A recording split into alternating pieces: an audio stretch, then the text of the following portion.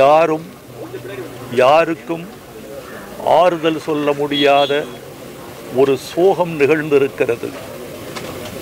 மனோஜ் என்ற இளைஞன் மறைந்திருக்கிறார். பாரதி ராஜா என்ற முதியவர் தேற்ற முடியாமல் தவிக்கிறார். ஓர் இளைஞன் மறைந்த சோகமும் ஒரு முதியவர் தேற்ற முடியாத சோகமும் இன்று நிகழ்ந்திருக்கின்றன.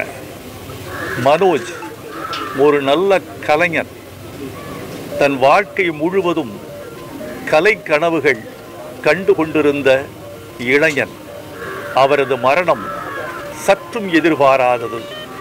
பாரதி ராஜாவின் பாதி உயிராக திகழ்ந்த மனோஜ் பாதி வயதிலேயே காலமாகிவிட்டது எங்களுக்கு கண்ணீரை தருகிறது. பாரதி ராஜாவின் சோகம் மிகப்பெரியது.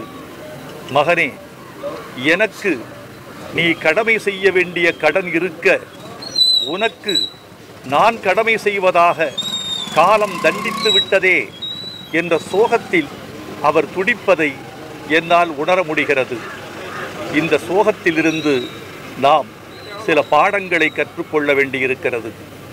ஒவ்வொரு பிறப்பும் ஏதோ ஒன்றை கற்றுக்கொள்ள வருகிறது. ஒவ்வொரு இறப்பும் ஏதோ ஒன்றை கற்றுக் கொடுத்து விட்டு போகிறது.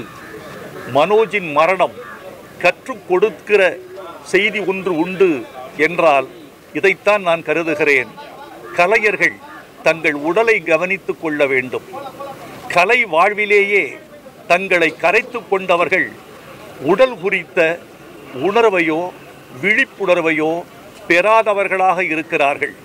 கலைஞர்கள் தங்கள் உடலை கட்டமைத்து கொள்ள வேண்டும், வாழ்க்கை முறைகளை வகுத்து கொள்ள வேண்டும் என்று மனோஜின் மரணம் நமக்கெல்லாம் கற்பித்து விட்டு சென்றதாகவே நாம் கருத வேண்டியிருக்கிறது.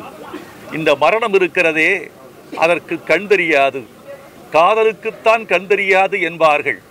அதற்கு கூட கண் தெரிந்தாலும் தெரியும், இந்த மரணத்திற்கு கண் தெரியாது. முதுமை, மரணம், இந்த இரண்டுமே காலத்தின் கட்டளைகள்.